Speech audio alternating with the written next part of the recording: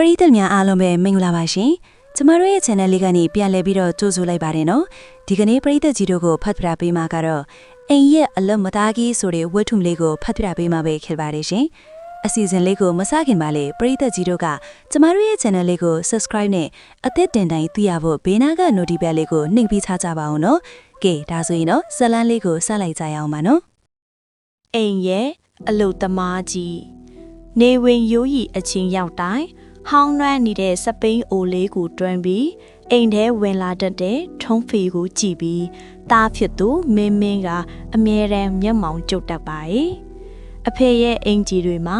ဖုံတွေစီချေးတွေပေးချမ်းနေပြီးလူကလည်းနွမ်းနယ်နေပုံရတာကိုမင်းကကြည့်မရထင်နေတာပါအဖေဟာအိမ်ရောက်တာနဲ့နားနေမနေပဲလက်ထဲမှာကရိယာတန်စာပလာတွေကိုကင်ပြီးအိမ်ကပျက်စီးတာတွေကိုလိုက်ပြင်နေတတ်ပါတယ်။မင်းအတွက်တော့အဖေဟာအဖေနဲ့မတူပဲအိမ်ကအခမဲ့ခိုင်းတဲ့အလုတ်သမားကြီးတယောက်လို့မြင်နေမိတာအမှန်ပဲဖြစ်ပါတယ်။အဖေကလည်းဗျတနေ့လုံးအဖေမှာဘာအောင်နေလို့ဒီလောက်တောင်ပေးရနေရတာလေအိမ်ရောက်ရင်လည်းတောက်နဲ့လောမနေပါနဲ့အောင်ဆိုပြီးမင်းကခနဲ့တဲ့ခွာလိရှိပါနဲ့ထွန်းအဖေကတော့တားရဲ့စကားကိုပြုံးယုံပဲပြုံးပြလိုက်ပြီးသူ့ရဲ့လက်ဖဝန်းချမ်းကြီးတွေနဲ့အိမ်ရဲ့ပြက်နေတဲ့ရေတိုင်ကြီးကိုဆက်ပြင်နေပါတယ်။သူ့မှာပြန်ပြောဖို့စကားလုံးတွေအများကြီးမရှိသလိုတားကိုလည်းအပြစ်မမြင်တတ်တဲ့စိတ်သဘောထားရှိသူပါ။အဖေရဲ့တိတ်ဖိတ်မှုကမင်းရဲ့အတွက်တော့ပိုပြီးစိတ်မရှိစရာဖြစ်နေခဲ့ရပါတယ်။ထွန်းဖေဟာစကားနဲ့သူတယောက်ဖြစ်ပြီးသူ့ဘဝမှာချစ်တယ်ဆိုတဲ့နူးညံ့တဲ့စကားလုံးနဲ့လုတ်ပေးလိုက်မယ်ဆိုတဲ့ကြမ်းတမ်းတဲ့လုပ်ရတွေကိုပဲပိုပြီးနားလည်ခဲ့သူပါ။မိသားစုအတွက်လိုအပ်တာမှန်သမျှကိုညီးညူခြင်းမရှိပဲဖြည့်ဆည်းပေးဖို့သူကအမြင်အသင့်ရှိနေတတ်ပါတယ်။သူ့ရဲ့မိသားကလျှပြားမှမရှိပဲသူလောက်ကင်ပေးနေတဲ့လက်ချောင်းတွေကြမှာပဲကိန်းအောင်နေတာပါ။မင်းကတော့အဲ့ဒီတိတ်ဆိတ်လုံးနဲ့မိသားကိုအဖိုးမဖြတ်တတ်ပဲအဖေကိုအသုံးမကျသူတယောက်လိုသာသတ်မှတ်ထားခဲ့ပါတယ်။မင်းရဲ့ပွဲနှင်းတပင်ကြီးရောက်တဲ့အခါအားလုံးကပျော်ရွှင်စွာတက်ပုံရိုက်နေကြပေမယ့်ထွန်းဖေကတော့လူစားထဲမတိုးရဲပဲခက်လန်းကတစ်ပင်ရိပ်အောင်မှာပဲရပ်နေခဲ့ပါတယ်။သူ့ရဲ့တိုက်ကုံအင်ဂျီဟောင်းလေးဟာချိုင်းနာမှာဖာယာလေးနဲ့မို့မင်းကတငယ်ချင်းတွေကြားမှာအဖေကိုမိတ်ဆက်ပြီးဟိုရှက်ကိုကန်းဖြစ်နေခဲ့တာပါအဖေကသားစီကိုလာခြင်းပေမဲ့သားရဲ့မျက်နှာကိုကြည့်ပြီးသူရှိနေရင်သားအဆက်ရမလားဆိုတဲ့အတွေးနဲ့ခြေလောင်းတွေကိုတုံ့ရက်ထားခဲ့ပါတယ်အဝေးကနေပဲသားရဲ့အောင်မြင်မှုကိုကြည့်ပြီးမျက်ရည်ဝဲနေတဲ့အဖေကိုမင်းတတိမထားမိခဲ့ပါဘူးတကယ်တော့မင်းမသိခဲ့တာတွေအများကြီးရှိပါတယ်အဲ့ဒီတိုက်ပုံအင်ဂျီအောက်မှာထွန်းဖေရဲ့ပခုံးတွေဟာအလောက်ပင်မန်းတန်ကြောင့်ကိုင်းညွတ်နေခဲ့ပြီးဆိုတာကိုဘယ်သူမှမမြင်နိုင်ခဲ့ကြပါဘူး။မင်းကြောင်းလာခဲ့နောက်ကျတဲ့လတိုင်းမှာထွန်းဖေဟာနေကင်းဘက်ပုံမှန်အလောက်အပြင်ညဘက်တွေမှာကုံတီကုံချက်အလောက်သမားအဖြစ်တိတ်တဆိတ်သွားရောက်လောက်ကင်ခဲ့ရပါတယ်။မင်းအိပ်ပျော်နေတဲ့အချိန်မှာအဖေကတော့ချွေးထန်တရွရွနဲ့အလေးပင်တွေကိုတဲပိုးနေခဲ့တာပါ။မင်းဝတ်ထားတဲ့စမတ်ကြရှက်အင်ကြီးလာလေးရာထွန်းပေတနနီးပါဆေးလစ်ဖြတ်ပြီးတကြက်ချင်းစုထားတဲ့ပတ်စံနဲ့ဝယ်ပေးခဲ့တာဖြစ်ပါတယ်။အဖေကိုယ်တိုင်ကတော့အင်ကြီးအဟောင်းဒီကိုပဲထက်ခါတလေဝတ်နေရပေမယ့်တားကိုတော့သူများတန်းတူဖြစ်စေခြင်းခဲ့တာပါ။ငါသားလေးသူများကြားမှာမင်းတာမငယ်စေရဘူးဆိုတဲ့စိတ်ကအဖေကိုအလုံးလုံးကိုခွန်အားတွေပေးနေခဲ့တာဖြစ်ပါတယ်။ဒါကိုမင်းကတော့ဒါကအဖေတာဝန်ပဲလီဆိုတဲ့အမြင်နဲ့ပဲလစ်လူရှုထားခဲ့ပါတယ်။အိမ်ကပစ္စည်းတွေဖြတ်တိုင်းငါပြင်တတ်ပါတယ်လို့ပြောပြီးချွေးစမ်းတရွဲနဲ့အလုံးလုံးနေတာဟာအပြင်ကကျွမ်းကျင်သူခေါ်ရင်ကုန်ကြမဲ့ပတ်စံလေးကိုတားရင်မုံဖို့တဲ့ထည့်ပေးခြင်းလို့ဆိုတာဘယ်သူမှမသိခဲ့ပါဘူး။ပတ်စံရှိရင်တောင်အဖေကကိုယ်တိုင်ပဲပင်မန်းလောက်ကင်ပေးတတ်တာဟာမိသားစုအတွက်အပိုးကုန်ကြစရိတ်ကိုရှော့ချခြင်းလို့ပါသူ့ရဲ့အနားယူရမယ့်အချိန်လေးကိုအိမ်ရဲ့တန့်ရှင်ရေးနဲ့ပြုပြင်ရေးတွေမှာပဲကုံဆုံးစေခဲ့ပါတယ်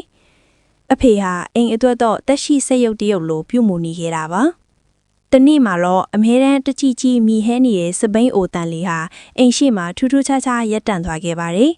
ထုံးဖေကအိမ်ရှိကဝရန်ဒါကိုกินနေရင်ရုတ်တရက်ရင်းဘက်ကိုဖိကလဲကျသွားခဲ့တာဖြစ်ပြီးဆေးရုံကိုအရေးပေါ်ပို့လိုက်ရပါတယ်။မင်းတယောက်ထိတ်လန့်တုန်လှုပ်သွားပြီးအဖေကိုဆေးရုံအမြန်တင်ခဲ့ရပါတယ်။အဖေဟာသတိမရတော့ပဲအောက်ဆီဂျင်ပိုက်တွေကြားမှာအသက်ရှူရခက်ခဲနေတာကိုမြင်မှမင်းရင်တဲ့စိုးရိမ်စိတ်တွေဝင်လာခဲ့ပါတယ်။ဆေးရုံမှာဆရာဝန်ကခေါင်းခရင်ပြောတယ်။ဦးလေးကြီးကလူကသာအလုံးလုံးနေတာခန္ဓာကိုယ်ကတော်တော်လေးပျက်စီးနေပြီနှလုံးကလည်းမကောင်းတော့ဘူးအာဟာရကလည်းအရင်ချိုးတဲ့နေတဲ့အဲ့ဒီစကားကိုကြားလိုက်ရတဲ့အခါမင်းရဲ့ရင်ထဲမှာမီးစားနဲ့ထိုးလိုက်သလိုခံစားလိုက်ရပါတယ် အဖေဟာသူများတွေအတွက်အလုပ်လုပ်ပေးပေမဲ့သူ့ကိုယ်သူတော့တခါမှဂီယူမဆိုင်ခဲ့ဘူးဆိုတာသိလိုက်ရပါပြီမိသားစုကိုဝအောင်ကျွေးပြီးအဖေကိုယ်တိုင်ကတော့ထမင်းဖြူနဲ့ငပိရီကိုပဲမြေရီရက်ကြီးစားခဲ့တာတွေကိုပြန်မြင်အောင်လာပါတယ်အဖေတတိမိနေတော့မင်းအိမ်ကိုခဏပြန်ပြီးအဖေရဲ့အိတ်ခမ်းလေးတွေကတေတာအိုလေးကိုတစ်ချက်ဖွင့်ကြည့်လိုက်မိပါတယ်ထိုတေတာအိုလေးထဲမှာတငယ်တန်းကနေဖွာရတဲ့အထိမင်းရဲ့မှတ်တမ်းစာအုပ်တွေစုတစိတ်တွေတာအသက်အတိုင်းဂယုတစိုက်သိမ်းစီးထားတာကိုတွေ့ရပါတယ်အဖေဟာတားရဲ့အောင်မြင်မှုတေးသေးလေးတွေကိုတော့ယရနာတစ်ခုလိုတန်ဖိုးထားသိမ်းစီးထားခဲ့တာပါမင်းရဲ့မျက်ရည်တွေဟာထိမ့်မရပဲတေတာပမာပေါက်ခနေစီးကြလာပါတော့တယ်အဲ့ဒီမတန်းနေအောင်မှာစားအိတ်အဟောင်းလေးတစ်အိတ်ရှိနေပြီးအပေါ်မှာထွန်းဖေအဲလက်ရည်ကြမ်းကြမ်းလေးနဲ့ငါသားအိမ်တောင်ကျူရီအိတ်ဦးခန်းမှာကလထိုင်အသက်လေးဝေဘူးအတော့လူရေးထားပါတယ်။စာရီထဲမှာတော့တထောင်တန်900လန်စာရွက်လေးတွေဟာပြားချနေလောက်တေးတေးတက်တက်ခောက်လျက်သားရှိနေတာကိုတွေ့လိုက်ရပါတယ်။အဖေဟာတူကိုယ်တိုင်အေးအေးဆေးဆေးထိုင်ဖို့ကလထိုင်တစ်လုံးတောင်မဝယ်ခဲ့ပဲတားရဲ့အနာဂတ်အတွက်သာအမြဲတွေးနေခဲ့တာပါ။မိမိကိုယ်တိုင်အတွက်တော့ဖိနက်တစုံကိုချုပ်ရိုးအထက်ထက်နဲ့စုပ်ပြက်နေတာစီးခဲ့ပြီးမြဲတားအတွက်ဆိုရင်တော့အနာဂတ်ကိုလှလှပပခင်းချင်းပေးခြင်းခဲ့တဲ့အဖေပါအဖေရဲ့ဘဝတစ်ခုလုံးဟာတားအတွက်လှေကားတစ်ခုလိုအနှင်းခံပြီးဘဝကိုမြင့်တင်ပေးခဲ့တာကိုမင်းအခုမှကောင်းကောင်းကြီးသိလိုက်ရပါတယ်အဖေကိုအလိုသမားကြီးလို့ခေါ်ခဲ့မိတဲ့မိမိရဲ့ပါဆက်ကိုပဲရိုက်ပစ်ခြင်းစိတ်ပေါက်လာခဲ့ပါတယ်အဖေရဲ့မေတ္တာဟာသမှုတရားထက်တောင်နှက်ဆိုင်နေခဲ့တာပါစေးရုံကိုပြန်ရောက်တဲ့အခါအဖေဟာအသက်ကိုလူရှူနေရစေခက်ပါတယ်။မင်းဟာအဖေရဲ့ကတင်ပေးမှာဒူးထောက်ထိုင်ချလိုက်ပြီးအဖေရဲ့လက်ဖွားချင်းကြီးတွေကိုစုပ်ကိုင်ထားမိပါတယ်။အဲ့ဒီလက်တွေဟာအိမ်ကိုပြုတ်ပြင်းခဲ့တယ်။တားကိုကြောင်းထားကိုအလုတ်လုတ်ခဲ့တယ်။မိသားစုကိုကကွယ်ခဲ့တယ်။အခုတော့အဲ့ဒီလက်တွေဟာအားအိမ်ကုန်ခန်းပြီးအေးဆက်နေရှာပါသည်။မင်းရဲ့ရှိုက်တန်တွေဟာစေးရုံခန်းလေးထဲမှာပဲ့တင်ထပ်နေပါတယ်။အဖေတားကိုခွတ်လွတ်ပါအဖေရဲ့မေတ္တာဟာစတက်လုံးဒီထဲမှာမရှိဘဲအဖေရဲ့ပင်မနှွမ်းနယ်နေတဲ့ခြေလမ်းတိုင်းမှာရှိနေခဲ့တာကိုတာအခုမှတိတော်လေလို့မင်းကတူတိုးလေးပြောနေမိပါတယ်အဖေသာပြန်နိုးလာရင်အဖေကိုအလုတ်တွေမလုတ်ခိုင်းတော့ပဲကောင်းကောင်းမွန်မွန်ထားပါမယ်လို့လည်းဂတိတွေပေးနေမိပါတယ်ဒါပေမဲ့အဖေကတော့ဘာမှပြန်မပြောဘဲငြိမ်သက်နေစေပါ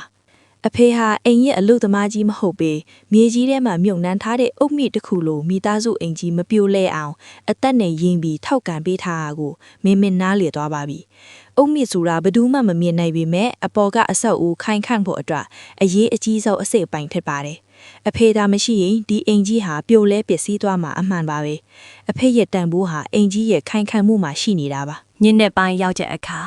အဖေဟာခဏသာတတိပြန်ရလာပြီးတားရဲ့လက်ကိုအားယူပြီးပြန်ညှစ်လိုက်ပါတယ်။သူ့မျက်လုံးတွေထဲမှာတားကိုစိတ်မချတဲ့အရေးအယောင်တွေပါနေပေမဲ့ပါဇက်ကတော့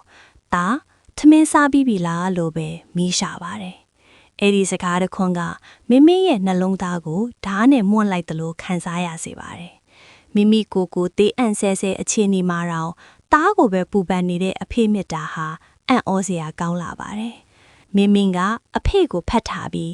အဖေဘာမှမတွေးနဲ့တော့နော်ဒါအကုန်လုံးအဆင်ပြေအောင်လွတ်ပါမယ်လို့ပြောလိုက်တဲ့အခါအဖေမျက်နှာမှာအားရခြင်းနဲ့တဲ့အပြုံးလေးတစ်ခုပေါ်လာပါတယ်အဲ့ဒီအပြုံးဟာအဖေတသက်လုံးပင်ပန်းခဲ့သမျှအရာအလုံးပျောက်ကွယ်သွားသလိုမျိုးကြည်လင်နေပါတယ်အဖေဟာတားစီကဘာပစ္စည်းဥစ္စာမှမလိုချင်ပဲတားရဲ့နားလည်မှုနဲ့ချစ်ချင်းကိုပဲစောင့်မျှော်နေခဲ့တာပါဒါပေမဲ့ကံကြမ္မာကတော့ရက်ဆက်လွန်ပါတယ်အဲ့ဒီအပြုံးလေးကိုနောက်ဆုံးပြခဲ့ပြီးနောက်အဖေဟာငင်းချမ်းစွာနဲ့ပဲအသက်ရှူရက်သွားခဲ့ပါတယ်။မင်းဟာအဖေရဲ့ရင်ခွင်ထဲမှာခေါင်းအပ်ပြီးကလေးတယောက်လိုအော်ဟစ်ငိုကြွေးနေမိပါတော့တယ်။အဖေဟာသူ့တာဝန်တွေကိုအဆုံးထိထမ်းဆောင်သွားခဲ့ပြီးမှအနားယူသွားခဲ့တာပါ။အိမ်ရဲ့အလို့သမားကြီးဟာအခုတော့ထာဝရအနားယူသွားခဲ့ပါပြီ။အိမ်ဆုံးပြီးနောက်အိမ်ကိုပြန်ရောက်တဲ့အခါအိမ်ရဲ့နေရာတိုင်းမှာအဖေရဲ့လက်ရာတွေကိုတွေ့နေရပါတယ်။ပြင်ထားတဲ့ရေတိုင်ကြီးတုပ်ထားတဲ့ဆေးအသစ်တွေခိုင်ခိုင်အောင်လှုပ်ထားတဲ့တကားမင်းတို့တွေကအဖေရဲ့ကိုစားမင်းကိုနှုတ်ဆက်နေတယ်လို့ပါပဲ။အဖေမရှိတော့ပေမဲ့အဖေထားရခဲ့တဲ့မေတ္တာတွေကတော့အိမ်ကြီးကိုဆက်လက်လုံခြုံစေအောင်ပါပါ။မင်းဟာအဖေရဲ့စပယ်ကိုလေးကိုကြည့်ပြီးအဖေကိုလွမ်းဆွတ်နေမိပါတယ်။ဒီဝတ္ထုလေးကိုဖတ်နေတဲ့စာဖက်သူတို့လည်းတဲ့အနားမှာရှိနေလေအိမ်ရဲ့အလုတ်သမားကြီးကိုအချိန်မနှောင်းခင်ဂရုစိုက်ပေးလိုက်ပါအောင်သူတို့ရဲ့မေတ္တာဟာကြမ်းတမ်းတဲ့လက်ဖွားတွေနဲ့ပင်မရဲ့ကြောပင်တွေထဲမှာဖုံးကွယ်နေတယ်လို့မှာအဖေဆိုတာအိမ်တအိမ်ရဲ့တိတ်ဆိတ်တဲ့သူရဲကောင်းဖြစ်ပြီး သူတို့ရဲ့တန်ဖိုးကိုမရှိတော့မှသိရတာမျိုးမဖြစ်ပါစေနဲ့အဖေရှိနေတော့မှအဖေကိုချစ်ကြောင်းပြောကြဖို့မမေ့ပါနဲ့ဇလန်းလေးကတင့်ရန်တဲ့ကိုထိရှာသွားစေမယ်လို့မျှော်လင့်ပါ